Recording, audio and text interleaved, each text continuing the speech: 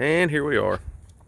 So I've done videos on the Polisport YZ kit. I've done video on the little cr150 Chinese update kit.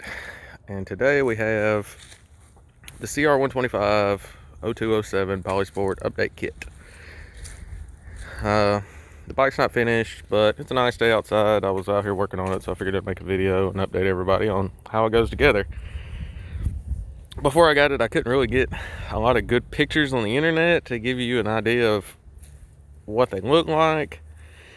And honestly, before I bought it, I was kind of still on the fence about if I really even liked it. I'm a big fan of the TX race kit. I think it looks sweet, but for $400 and then having to wait 2 years to get it to come in, this was $100 and it was on my doorstep in 3 or 4 days. So I figured I'd give it a shot. So anyway, ignore the rest of the bike because it's filthy and still under construction, but we don't get too many days that are this nice out here this time of year, so I figured I'd use it. So the front fender, front number plate, both of those go on without hassle,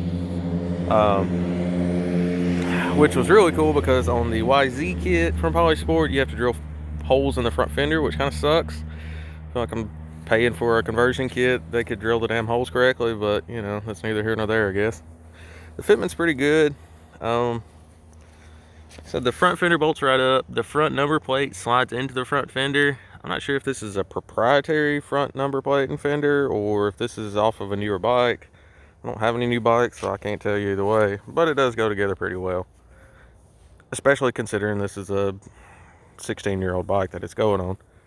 One thing that kind of caught me off guard is the number plate mounts with this metal bar that comes with the kit and mounts that to your top triple tree, which is different, but it seems to work and it's made well, so there's that.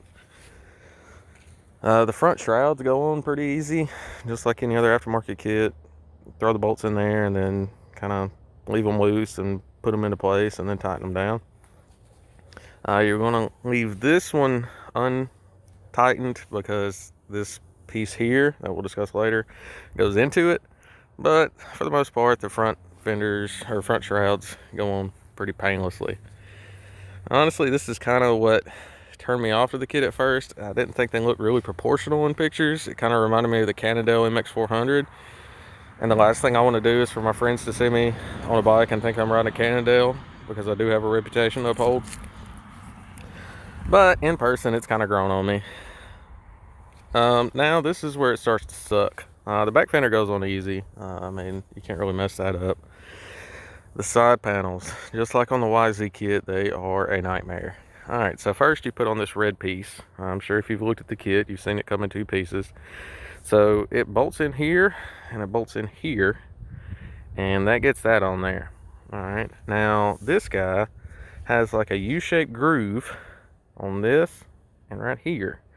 So you have to slide it under this, and then slide it into this, and then roll it down, and cover up your subframe here. And as you would imagine, it doesn't go on without a fight. So be prepared to spend some time getting those lined up and correct. I was pretty terrified the whole time that I was just going to snap something or break something in half, and it wasn't really a fun situation. So there's that. Another thing that kind of turned me off to the kit when I was looking at it online are these huge ass spacers on either side. You can see it on that side. On this side, you've got, in order to get the look that they're going for on the left side, they had to put this huge gap there, and then you've kind of got a gap here, which I'm not just in love with, but I guess it is what it is. But that's so they make the shrouds kind of stick out and look racy in 2020, even though this is a 2004. Whatever. So the side panels being the worst part, it's really not that bad of a kit. It's built well. You can tell they put some thought into it. It does cover up your resi here, so if you've got a cool sticker on it, you're not able to see it anymore, go ahead and peel it off, stick it on your toolbox. Other than that, other than getting this stuff to snap in place, it's really pretty straightforward.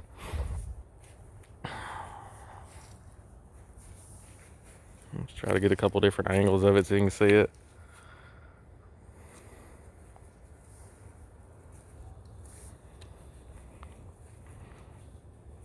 Overall, it's a pretty decent kit. I mean, for $100, it was on my doorstep 3 or 4 days. You know, I'm not too upset with it. There's not a whole lot of options as far as graphics go, especially if you're a penny pincher. Decal Works makes a kit. I think there's was quoted right at like $300 for a custom kit.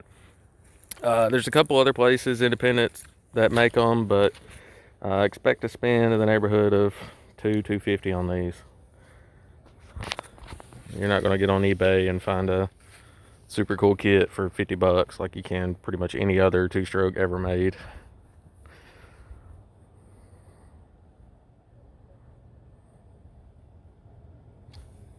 That's it.